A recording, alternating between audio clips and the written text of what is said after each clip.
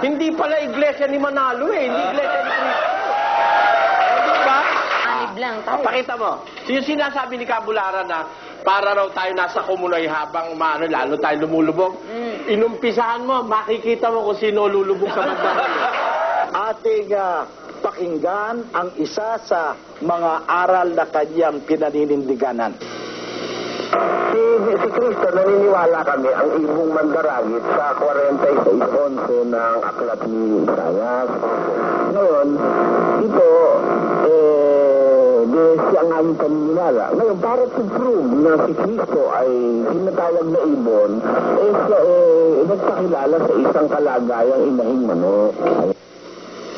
Yan eh. Ang tinutukoy daw po dyan ay taong ibon. Sino mo ito sinungaling na to? Ang buton. Sabi ko raw, yun daw 46:11, ang tinutukoy daw doon, taong ibon. Ha? Wala akong sinabing taong ibon. Ibalik natin, no, mga kababayan. Tulugan nyo ako may sinabi akong taong ibon. Ngayon, para to prove na si Cristo ay tinatawag na ibon, siya nagpakilala sa isang kalagayang inahing manok.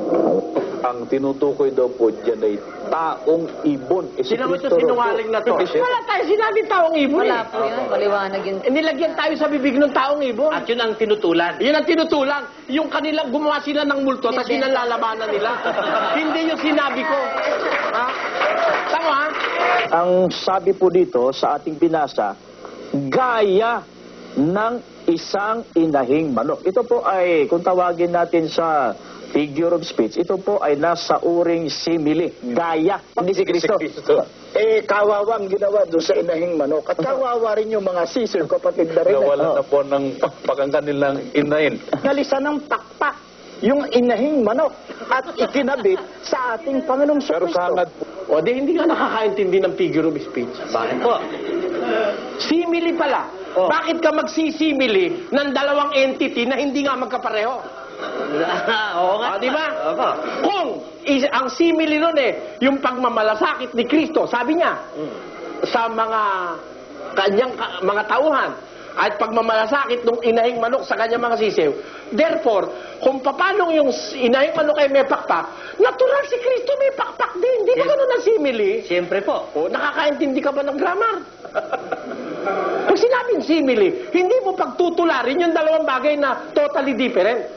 Hindi mo pwedeng itulad yung may pakpak sa wala. At sabihin mo simili. At saka pa paano ka makakadagit wala kang pakpak. That is illegal, question. Diba? Walang humpay na sagutan at katwiranan. Ngunit nagiging maliwanag sa madla kung sino ang nagsasabi ng totoo.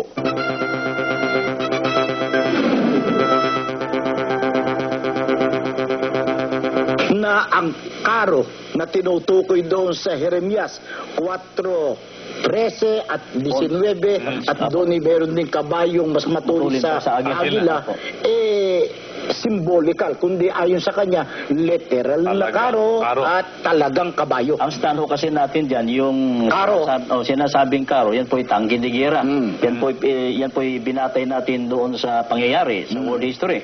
Yan naman sinasabi nating kabayo na matulin pa kay sa agila, yan Mga po aeroplano. aerial cavalry na yan po ang aeroplano. At pinapapansin po namin sa inyo, mga magulang at mga kaibigan, may batayan ho kami.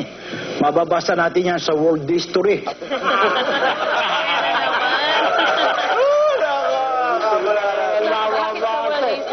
Batayan ho kami sa world history. Bigay ng batayan. Lakas ng loob magbigay ng batayan. World history pala. Di ano tinutukoy nila? Yung nasa Jeremias 4. Opo. Di ba? Yung nasa Jeremias 4:11 hanggang 13 at tapos 19. Opo. Sa Jerusalem nga naganap yun Ibig mo ba sabihin, nung magkagera sa Jerusalem, meron ng aerial cavalry nun. Di lalo naman balintuna yung utak mo, Kabulara. May aerial cavalry na ba nung 70 AD? Sasabihin mo, sa kasaysayan mo binabatay. Naganap ba sa Jerusalem yan o hindi? Naganap. Dahil yun ang sinasabi. Basahin mo ulit, kapatid na yung 4:11. Ganito po nakasulat. Sa panahong yaon ay sasabihin sa bayang ito. Saan? Sa Jerusalem. Kita mo, sa Jerusalem. Hindi naman sa Pilipinas yan Opo. O ano ang mangyayari sa Jerusalem? Isang mainit na hangin na mula sa mga luwal na kaitaasan sa ilang ay dumating sa anak ng aking bayan. Yan pala, pagdating, may bayan na ang Diyos at may anak na yung bayan niya. Opo. Kung digmaan ng 1914, hindi pa naman kayo buo. Kayo kamo ang bayan ng Diyos. Di wala pa. Hindi totoo yan sa inyo. Di ba? May batayan kami dyan. Mababasa natin yan sa whole history. Paano mga kapatid na Diyos? Yung daw karo, tangkidigera. Okay. Tapos, yung dalawa naman kabayo, yung daw airline cavalry, mga aeroplano ngayon. Paano nangyari na nagkahiwala yung karo at kabayo? Yung karo yung nasa lupa, yung kabayo nasa langit. natin, totoo ba? Totoo ba na para malaman lamang ng Diyos, kinakailangan pumasok muna sa isipan ng tao at sa puso ng tao ang ano pa bang bagay? Hindi ho. Nagkakamali ka, Suryano, kapag kayan ang iyong sinasabi at yung iyong iniisip, nagkakamali ka riyan.